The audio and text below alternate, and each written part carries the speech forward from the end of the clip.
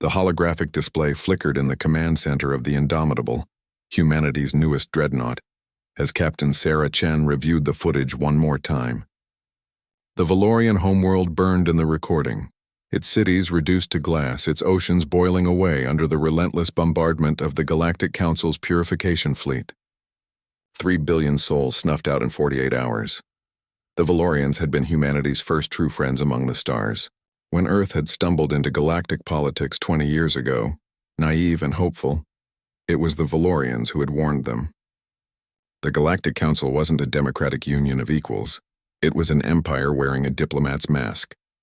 The Council's inner circle, dominated by the ancient Crethaxian species, had ruled the galaxy for millennia through careful manipulation and selective extinction. Commander James Rodriguez stood beside Chen, his jaw clenched as the footage ended. They didn't even pretend it was justified this time. No trial, no evidence of wrongdoing, just extermination, Chen nodded slowly. The Council's official statement had been brief. The Valorians had been developing prohibited weapons technology. Everyone knew it was a lie. The Valorians' true crime had been sharing their advanced shield technology with humanity, disrupting the carefully maintained power balance that kept the Council supreme. Admiral Okoro is holding position at the rally point, Rodriguez continued. 47 ships. Every vessel Earth could spare. He paused. It's not enough, Captain. The Council can field thousands. Numbers aren't everything, Commander.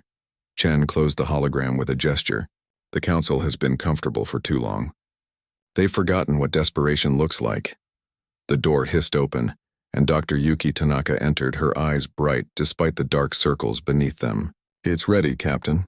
Project Prometheus is fully operational. Chen felt a chill run down her spine. Prometheus, humanity's answer to the Council's overwhelming numerical superiority.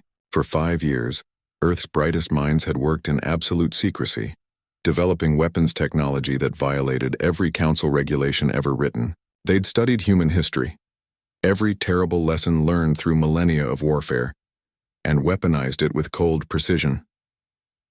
How many ships have been equipped? Chen asked. All 47, Tanaka replied. The retrofit teams worked around the clock. Every vessel in the fleet now carries a full Prometheus package. Rodriguez pulled up a tactical display. The Council's enforcement fleet is gathering at Sentinel Station, their regional headquarters. Intelligence suggests they're preparing to move on the Kelmar Union next. The Kelmar helped evacuate Valorian refugees. Chen studied the display. Sentinel Station orbited a gas giant in the Theta Serpentis system, protected by overlapping shield networks and defended by 300 Council warships. It was considered impregnable, a deliberate show of force to intimidate lesser species. Then that's where we deliver our verdict, Chen said quietly. The fleet emerged from hyperspace in a perfect formation, 47 human vessels against an armada. The Council ships immediately began broadcasting on all frequencies, their translated messages dripping with condescension. Stand down. Surrender. Accept judgment. Admiral Okoro's response was broadcast across every channel in the sector. To the Galactic Council, you have murdered our allies, betrayed the principles you claim to uphold, and threatened the innocent. Humanity hereby declares you unfit to govern. We are the verdict, and we have come to execute judgment. The Council fleet laughed, literally. The intercepted communications showed Crethaxian commanders dismissing the human fleet as insects to be swatted. They had fought 10,000 battles over 10,000 years. What could these upstart primitives possibly do? Chen gave the order. Activate Prometheus. Across the human fleet, containment fields dropped and specially modified reactors surged to full power. The Council's sensors screamed warnings, detecting energy signatures that shouldn't exist. Quantum singularities compressed to impossible densities, antimatter streams channeled through gravitational lenses, and something else, something that made their instruments fail. The first human ship fired. Not energy weapons or missiles, but a beam of pure, distorted spacetime. It struck a Council dreadnought, and the massive vessel simply folded, compressed into a sphere 3 meters across before imploding into nothingness. The Council fleet scrambled to respond, but humanity had learned the value of surprise. While the Council had become comfortable, relying on their numerical superiority and technological stagnation, humanity had evolved. They'd taken the Council's own physics theories and pushed them past every safety limit, past every ethical boundary, into the realm of weaponized cosmic horror, antimatter warheads that didn't just explode but created cascading chain reactions in the target's reactor cores. Quantum entanglement weapons that linked hostile ships together, so damage to one affected all, and the final horror, singularity missiles that created micro-black holes, each one swallowing everything within a kilometer radius before evaporating in a burst of Hawking radiation. The battle lasted 17 minutes.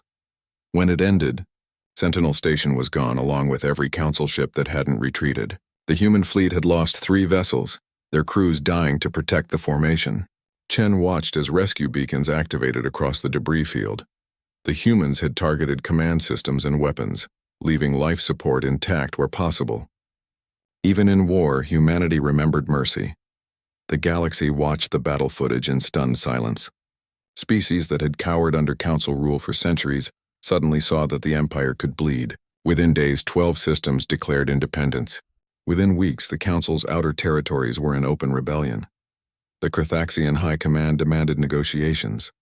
Chen received their emissaries aboard the Indomitable, surrounded by images of the Valorian genocide projected on every wall. "You have violated every law of civilized warfare," the lead Carthaxian hissed, his translator struggling with his species' fury. Chen met his compound eyes without flinching. "You're right. We studied your civilized warfare. Battles that last years conducted at comfortable distances where losses are acceptable because there are always someone else's children dying. We studied it, and we rejected it." She stood, gesturing to the images. "You wanted to teach us our place in your galaxy.